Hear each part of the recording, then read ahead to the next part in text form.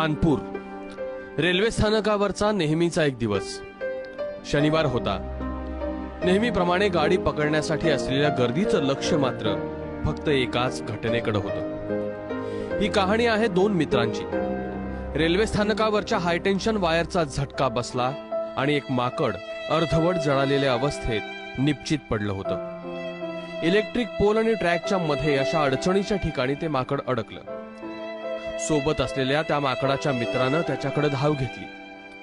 माकड तर मेलं म्हणून बघ्यांनी फक्त मोबाईल काढले आणि त्या माकडाची असह्यता आपल्या कॅमेऱ्यात कैद करण्यास सुरुवात केली। एकटाही माणूस पुढे सरसावला नाही। मदतीला कुणीच येत नाही हे पाहून अखेर मरकट मित्रानंच खटाटोप सुरू केले। बेशुद्ध अवस्थेत पडलेल्या मित्राला प्लॅटफॉर्म आणि इलेक्ट्रिक पोलच्या बेचकीतून वर काढणं त्याला जमत नव्हतं।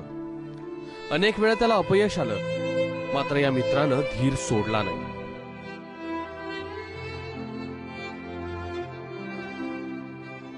संकटात असलेल्या मित्राला तिथंच सोडून जाणं त्याला पटलंच नाही। त्यानं आटोकाट प्रयत्न केला।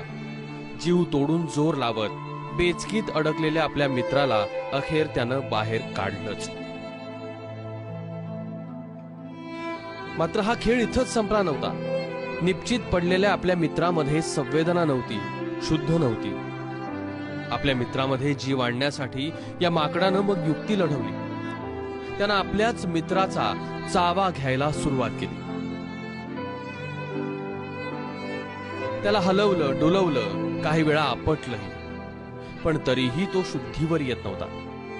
त्यानंतरही त्याचा मित्र शांत बसला नाही। त्याने एखाद्या निष्णात डॉक्टराप्रमाणे मित्रावर उपचार करायला सुरुवात केली। पाठीत, डोक्यात, मानेवर अशा विविध ठिकाणी चावा घ्यायला सुरुवात केली। त्याला उलट सुलट करूनही पाहिलं, पण काहीच फायदा झाला नाही। मित्राचा जीव वाचवणाऱ्या माकडाला या 3 आघाड्यांवर लढावं लागत होतं। कारण एकीकडे आपला मित्र मरणाच्या दारात होता, दुसरीकडे बघ्यांनी या माकडाला हुसकवण्यास सुरुवात केली होती, तर तिसरीकडे आजूबाजूने रेल्वे जात होत्या। अखेर रेल्वे प्लॅटफॉर्म खालच्या गटारीतलं पाणी या माकडाला दिसलं आणि शेवटचा उपाय म्हणून त्यानं आपल्या मित्राला थेट गटारीत टाकलं। 2-3 वेळा पाण्यात बुचकळूनही काढलं आणि काही क्षणात मान टाकलेल्या या मित्राच्या जीवात जीव आला। सुमारे अर्धा तास हा संघर्ष सुरू होता। एका जीवलग मित्राच्या अथक प्रयत्नांमुळे मित्राच्या जीवात जीव आला होता।